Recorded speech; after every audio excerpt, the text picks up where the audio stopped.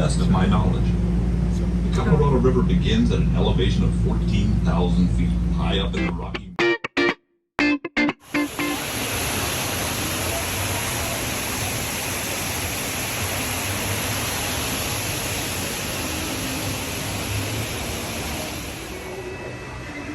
They have breakfast? Let's see.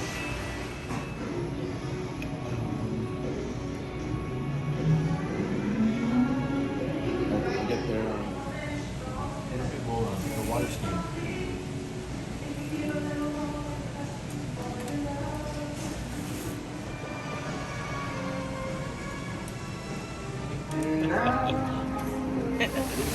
So we'll see tonight. Maybe there'll be more people since it's Friday River Walk. Yeah.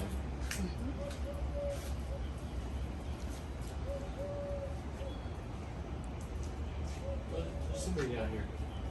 Ask them where the taxi is.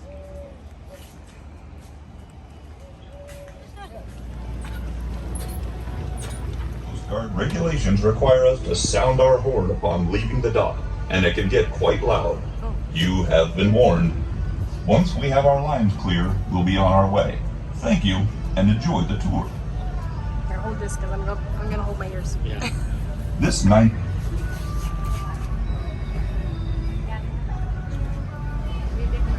Is it?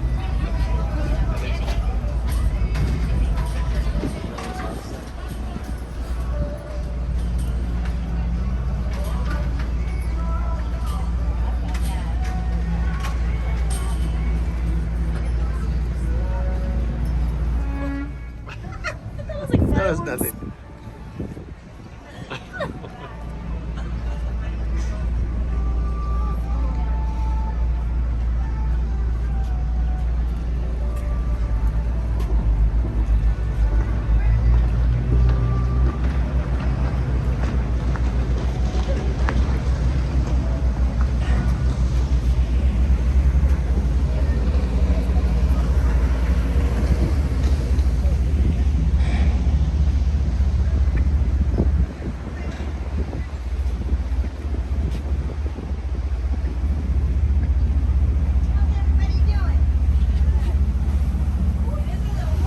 We're gonna go underneath the bridge.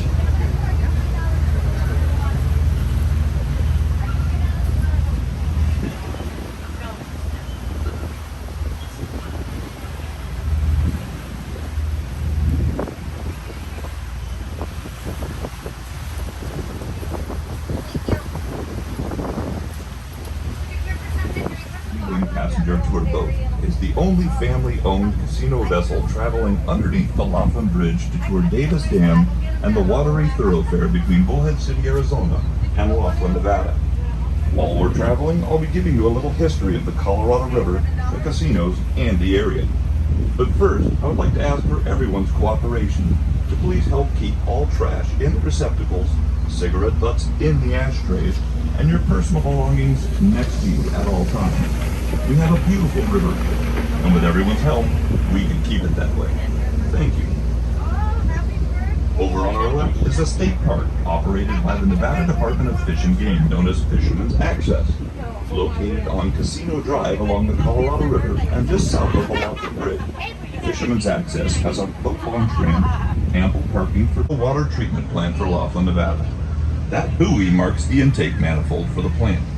When we came underneath the Laughlin Bridge, we entered the Lake Mead National Recreation Area.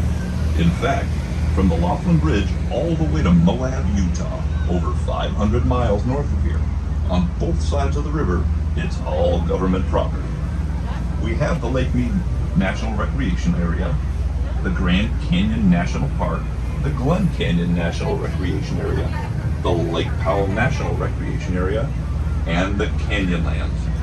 Maybe that is why this river is so clean and clear today. In the late 1930s, 1938 to be exact, the Bureau of Reclamation and the Utah Construction Company started working on Davis Dam. At that time, the engineers, foremen, and laborers all lived in Army barracks on both sides of the river. Mike's camp was on the western shore in Nevada to our left, where the contractors stayed. And Davis Camp on the eastern shore to our right, where the laborers stayed. Davis Camp is still active today and reaches from the Laughlin Bridge all the way to Davis Camp. Thousands of tourists come here annually to enjoy the sunshine and the cool, clear water, and I do mean cool. During the winter months, there's another group that comes in, called the snowbirds. They come down here to spend the winter months where they feel assured that they don't have to shovel any snow all winter long in either direction to get out of this valley. Whether it be the Black Mountains in Arizona to our right or the Newberry Mountain Range in Nevada to our left, we get to see snow lines on these mountains in the winter months, but it usually never lasts very long. In fact, if you don't get up early enough in the morning, you won't get to see it at all. We have an average rainfall here of about 5 inches a year, give or take an inch or two, or 3. Over on our right, up next to the highway, you'll notice a cream-colored church. That church was built by the workers of Davis Dam. It was known as St. Margaret Mary's Catholic Church. It's been turned over to the Colorado River Historical Society and is now a museum that's open to the public. Just to the right of the church is another building that used to be the post office and general store in old Bullhead City. Bullhead City was established in 1939 to 1940 during the building of Davis Dam. Homer Francher, longtime resident and historian in this area, was the postmaster in old Bullhead City. The Colorado River is the borderline for Arizona, from Lake Mead all the way down to the Mexican border. It's also the boundary line for the time zone between Mountain and Pacific. Arizona does not observe daylight savings time. They stay on standard time year-round. During the summer months, California, Nevada, and Arizona are all on the same time. During the winter months, however, Arizona is 1 hour ahead. That is why you see it on the posters and the billboards, Nevada time or Arizona time, to the best of my knowledge. The Colorado River begins at an elevation of 14,000 feet high up in the rock. Took the Indian squaws as hostage. Jedediah Smith and 9 of his men managed to escape and made it to California. Over on our right is where Davis Camp was originally located. Davis Camp was originally known as Camp Alexander. Later they changed the name to Davis. Over on our left, up in the cove, was where Mike's camp was located. In 1858, Lieutenant Beale with the Navy took a camel train from Fort Defiance, New Mexico to Los Angeles. They called that train Beale Road. Later it was known as Route 66 and was extended across to Chicago. More visible. Over on our left, on the Nevada shore, you'll notice a cage inside of a fenced area. They bring that cage out over the river, then they drop their instruments down into the water, and they can tell you to the gallon how much water they have going downstream at that point. They can also tell you if there are any contaminants in the water. So if you decide to start dumping anything in this river or taking any water out of it, you have another thing coming. You will get caught. A man named John Wesley Powell was in charge of a surveying party for the government and the railroad. He had built himself a special boat he called the Emma Dean. In the middle of that boat, he built an armchair. You see, Powell had lost one of his arms in the Battle of Shiloh, serving on the USS Grant. He gathered 9 men, 4 boats, and food for 10 months. On May 24th, he strapped himself into the armchair and set out from Green River, Wyoming. Passing through dangerous rapids, the group passed down the Green River to its million gallons of water daily for culinary use. This is why California wanted to build Parker Dam. They built an aqueduct from Lake Havasu to Los Angeles that branches off and goes south of the long coast to San Diego and is capable of holding 1 million gallons of water per minute. It is the largest aqueduct in the Southwest. It also was designated one of the 7 engineering architectural wonders of the world. Lake Havasu also supplies the cities of Phoenix and Tucson and numerous communities in between with water. The Imperial Dam backs up water for the Imperial Valley, which supplies irrigation water to the farmers so they can raise their crops on a year-round basis. This area is said to be the salad bar of the United States, the Colorado River. According to longtime resident Homer Francher, they built 5 wooden bridges across this river in order to haul material back and forth to the worker. From 1941 to 1946, they stopped construction due to the war. This was the first post-war project that the government reinstated. They completed this dam in 1953, with 5 generators online supplying hydroelectricity to the Southwest Electric Grid. They named this dam in honor of Arthur Powell Davis. He was the director of the Bureau of Reclamation from 1914 to 1932, and was one of a small group of men. Along with him, he brought 12 slot machines, 2 gaming tables, and he and his family occupied 4 of the 8 rooms attached to that hotel. You're looking at one man's dream come true. Today, Don has 1,404 rooms and suites, across the street with over 800 spaces. Don has a newly renovated They're laying under that tree over It is there. the only cinema theater in the tri-state area featuring advanced state-of-the-art See their heads? Dolby digital surround sound. Yeah, there's those, and then there might be some right here. An additional real deep digital 3D screens for a total of 3 3D theaters. Dawn also has top name entertainment, Dawn Celebrity Theater, and the hot night club known as the Losers Lounge, which is free of charge. If you get a chance, you should go see it. And if you haven't already joined the King of Clubs Slot Club yet, please do so.